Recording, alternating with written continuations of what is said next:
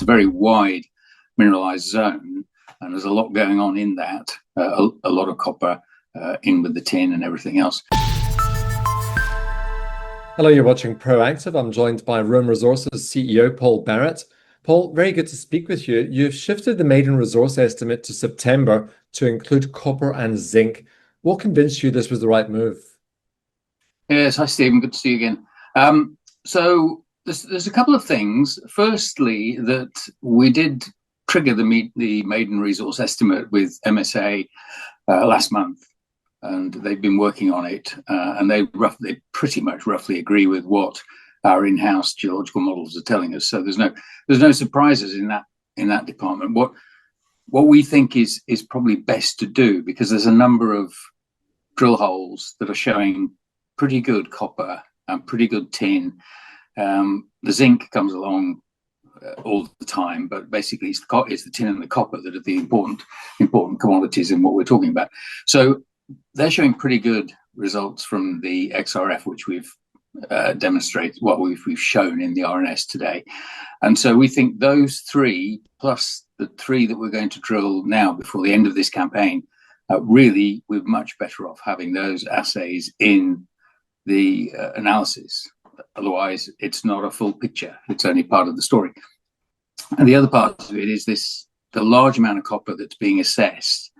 So MSA are looking at how that works together. It's actually geologically, it's quite complicated. It's a very wide mineralized zone, and there's a lot going on in that. A lot of copper in with the tin and everything else. And so they said, okay, we could have a look at how we can monetize the copper as well as potentially the zinc.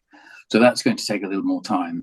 So it did all around. It made a lot of sense to, sort of pause the work, as it were, wait for these assays to come back, wait for some of the metallurgical work that we're doing as well in Canada to come back, which is talking about producing and recovering copper, tin, and potentially zinc all together. So that will all fit. That'll come back in August, and then we'll finish up with the assays hopefully, and then the MRE will come out in September.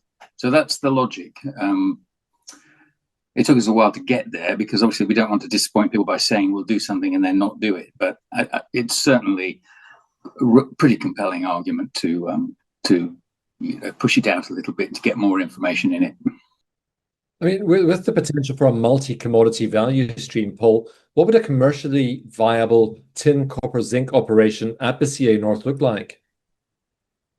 Well, the thing is, there is a small amount of copper in the Alphamin deposit, and they do have the ability, they have done some trials, I believe, in the past to produce some copper concentrate. So I think there is a fairly good chance that we can put together something that provides a copper concentrate as well as the tin cassiterite.